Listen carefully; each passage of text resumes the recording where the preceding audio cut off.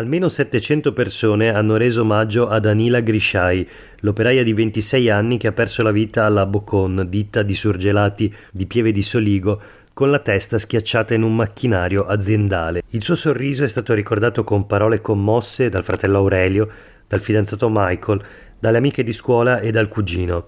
Numerosi i parenti, giunti anche da Milano e dall'Albania, presenti i colleghi di lavoro e tanta gente comune, ieri mattina per dare l'ultimo saluto alla giovane. Nella grande chiesa di Miane sono arrivati anche il sindaco Danny Buso e il collega di Pieve di Soligo Stefano Soldan, che ieri hanno proclamato il lutto cittadino. Tutti si sono stretti attorno alla famiglia, a papà Agostin e mamma Mariana, che a fine cerimonia ha accusato un malore, ai fratelli Alma e Aurelio. Un lutto come questo mette alla prova la nostra fede, ha detto il parroco Don Maurizio Dassier. Io conosco il vostro dolore, ha proseguito ricordando la morte di un amico a 26 anni precipitato in montagna. Dopo tutti questi anni questo episodio mi fa piangere, ma la memoria resta sempre. Qui dobbiamo celebrare la vita, quella di Anila, ricordare le storie frutto del vostro amore. Commoventi le lettere lette con parole rotte dal pianto dal fratello Aurelio. Sei stata alla mia spalla, sarà dura non vederti più negli spalti a esultare per i miei gol.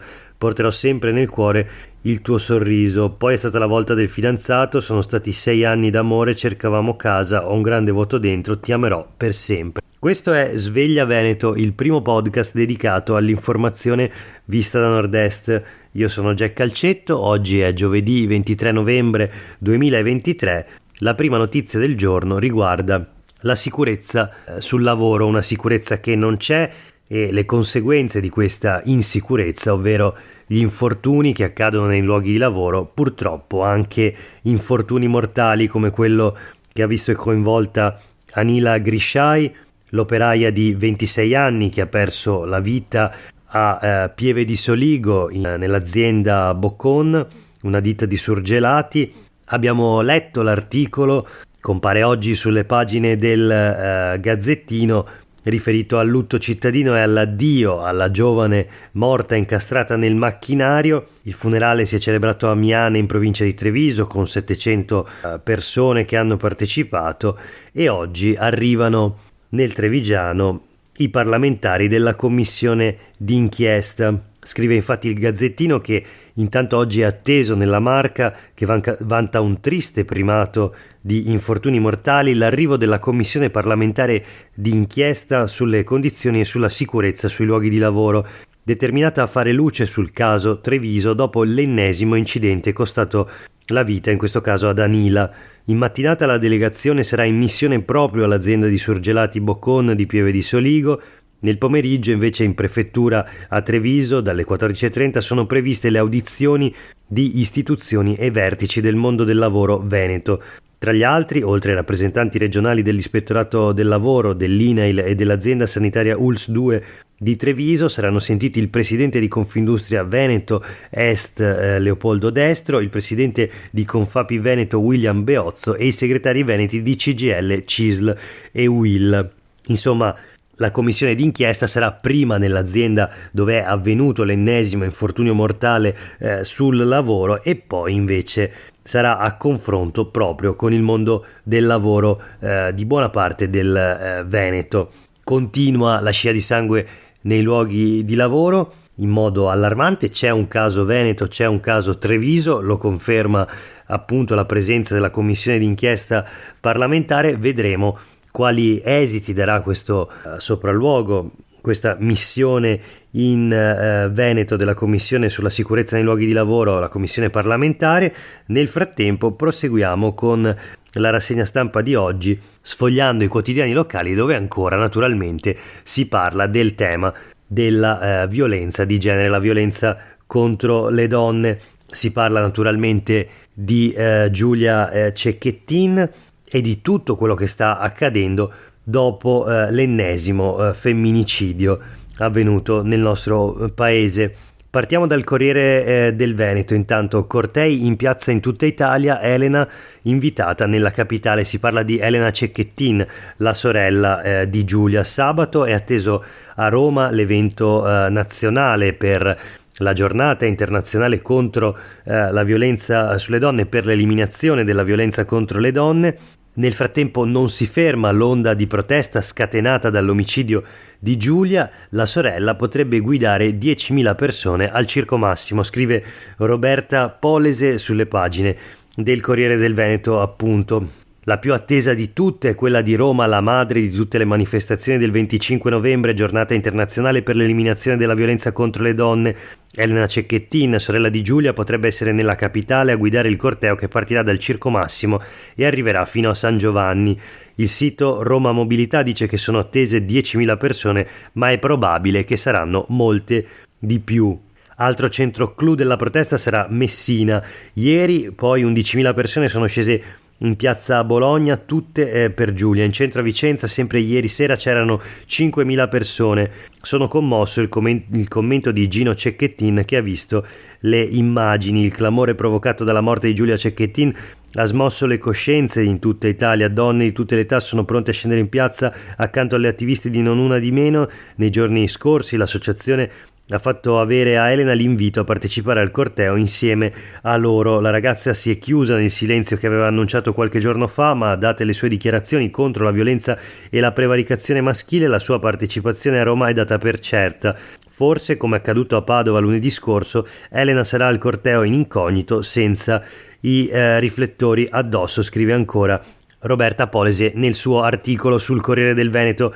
Ma vediamo un'altra, purtroppo in qualche modo conseguenza, o comunque un altro episodio legato a questa vicenda, un episodio purtroppo inquietante e tragico. La notizia sul Gazzettino di oggi, leggiamo l'articolo di Cristina Antonutti. Il femminicidio di Giulia Cecchettin sconvolge un'Italia percorsa da un'ondata di dolore e rabbia per l'ennesimo caso di violenza sulle donne finito in tragedia. Il volto di Giulia entra in ogni casa, il suo sguardo e il suo sorriso spezzano il cuore. È l'ora del telegiornale lunedì sera e in un'abitazione del Porto Gruarese la cronaca sul ritrovamento della 22enne di Vigonovo in un dirupo del Pian delle More a Piancavallo strappa un commento macista a un marito con precedenti di violenze domestiche. Chissà cosa aveva combinato, sbotta riferendosi alla vittima. La moglie a questo punto azzarda una replica: ma che cosa stai dicendo? Parli da criminale. A questo punto la reazione è da brividi. L'uomo sferra un pugno alla moglie, colpendola all'addome e lasciandole un livido sul costato. Afferra poi un coltello e la colpisce. La fortuna, tra virgolette, della donna è che la punta della lama era arrotondata. Non è penetrata, ma sotto il seno, nonostante il maglione abbia attutito il colpo, le è rimasto un livido. A chiamare i carabinieri usando il telefonino della mamma sarà il figlio, un bambino che, intuita la pericolosità della situazione, non ha esitato a chiedere aiuto al 112.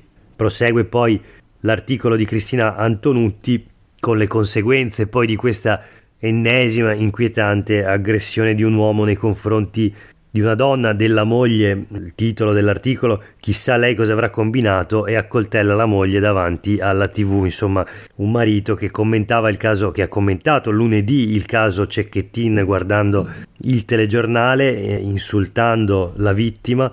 La moglie lo ha rimproverato e lui l'ha colpita con un pugno e poi con un coltello a dare l'allarme il figlio. Insomma, una vicenda che ancora testimonia, se fosse necessario, quanto sia diffusa la violenza di genere nel nostro paese, nella nostra società. Proseguiamo sempre sul Gazzettino, una notizia invece di speranza, una notizia positiva. Arriva da Monastier in provincia di Treviso. Gemma compie 100 anni e chiede un minuto di rumore per le donne. A Monastier appunto la festa per la nonna Gemma si trasforma in una riflessione sulla violenza contro le donne. Dobbiamo farci sentire, non rimanere in silenzio, ha detto, e con i parenti e gli ospiti della casa di riposo ha battuto mani e piedi. L'articolo è di Elena Fillini per il Gazzettino di oggi.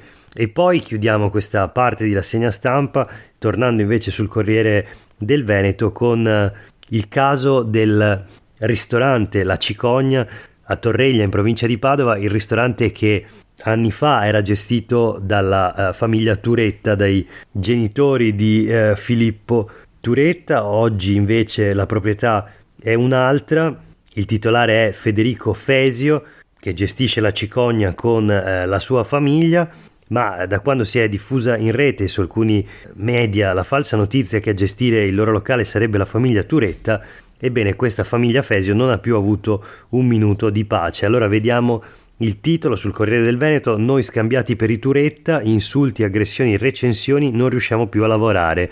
La famiglia Fesio del ristorante La Cicogna si è a questo punto rivolta a un legale. Siamo stati scambiati per la famiglia di Filippo Turetta, da allora riceviamo minacce, insulti, telefonate anonime, recensioni negative al nostro locale e disdette alle prenotazioni. Un uomo, racconta Federico Fesio, ha guidato fin qui da Conegliano, è entrato nel locale e ha subito iniziato a inveire contro di me e la mia famiglia, convinto fossimo i parenti del ragazzo che ha assassinato Giulia Cecchettin. Il fraintendimento nasce dal fatto che la famiglia Turetta ha effettivamente gestito il ristorante di Torreglia, ma fino al 2011, anno in cui hanno ceduto l'attività proprio alla famiglia Cesio. Nei giorni scorsi, però, è stata erroneamente sparsa la voce che dietro al banco ai fornelli ci fossero i parenti di Filippo, anche se non è così. La prima volta che ho visto su un giornale questa fake news, dichiara Fesio, ho pensato che si trattava semplicemente di un errore, non credevo avrei avuto ripercussioni. A partire dal giorno stesso invece sono iniziate a comparire recensioni negative al mio locale, sono fioccati post infiammati sui social, ho iniziato a ricevere messaggi diffamatori, telefonate anonime, vessatorie e decine di disdette ai tavoli. Sabato non sono nemmeno riuscito a lavorare, ho trascorso le ore attaccato al telefono a rispondere alle continue chiamate di chi voleva soltanto insultarmi. La famiglia Fesio è stata perciò costretta ad assumere un legale e a contattare le forze dell'ordine, preoccupati che queste manifestazioni di odio potessero trasformarsi in qualcosa di ancora peggiore. Rispettare il dolore dovrebbe essere la base del vivere civile, conclude Fesio, ma ormai si è perso il senso del rispetto. Non siamo noi a doverci vergognare, come in troppi mi hanno scritto, ma chi in un momento così tragico si permette dietro una tastiera di insultare gratuitamente senza conoscere la reale situazione. Le fake news fanno danni, provocano malessere, odio e fanno uscire il peggio delle persone. Insomma, questa è la situazione del ristoratore che gestisce il ristorante La Cicogna, che nulla ha a che fare con l'assassinio di Giulia Cecchettin naturalmente, ma neanche con la famiglia Turetta, che gli ha ceduto l'attività ancora nel 2011. Chiudiamo la rassegna stampa di oggi con due notizie di politica, della politica regionale. La prima riguarda la crescita del partito di Silvio Berlusconi, Forza Italia in Veneto. Leggiamo sui quotidiani del gruppo NEM l'articolo di Enrico Ferro: Forza Italia, l'effetto Tosi, 5.000 tessere in Veneto e adesso via ai congressi, ora siamo sul territorio. Un primo incoraggiante bilancio dei tesseramenti, l'anno scorso erano stati solo 300, sfide accese per la leadership nelle province di Padova, Venezia e Treviso. Insomma, la campagna acquisti dell'ex sindaco di Verona, Flavio Tosi, ora deputato per Forza Italia, appunto coordinatore regionale del partito, ha portato i suoi frutti, 5.000 tessere. Ora ai congressi, a Treviso sarà sfida tra Chies e Zambon, a Padova Barison contro Callegaro, a Venezia Forcolin insidia Celeghin. E questa era la prima. L'ultima notizia invece di oggi, sempre sul piano della politica regionale, riguarda delle dichiarazioni di Roberto Marcato, che rompe il silenzio, come leggiamo sui quotidiani del gruppo NEM. Parla e dice: regionali toccherà a Fratelli d'Italia e il candidato sarà Nordio. L'assessore regionale della giunta Zaia, Marcato appunto, dice che l'autonomia arriverà entro il 2024 oppure la Lega uscirà dal governo, e poi difende il consigliere regionale che ha attaccato Elena Cecchettin, cioè Stefano Valdegamberi, col quale invece si è scontrato il capogruppo della Lega Alberto Villanova, sempre in TV a Telenuovo. Insomma, grande confusione sotto il cielo, una Lega frammentata e divisa, in guerra l'uno con l'altro. La profezia di Marcato che consegna al Veneto, o meglio che consegna il Veneto a Fratelli d'Italia con Nordio candidato presidente.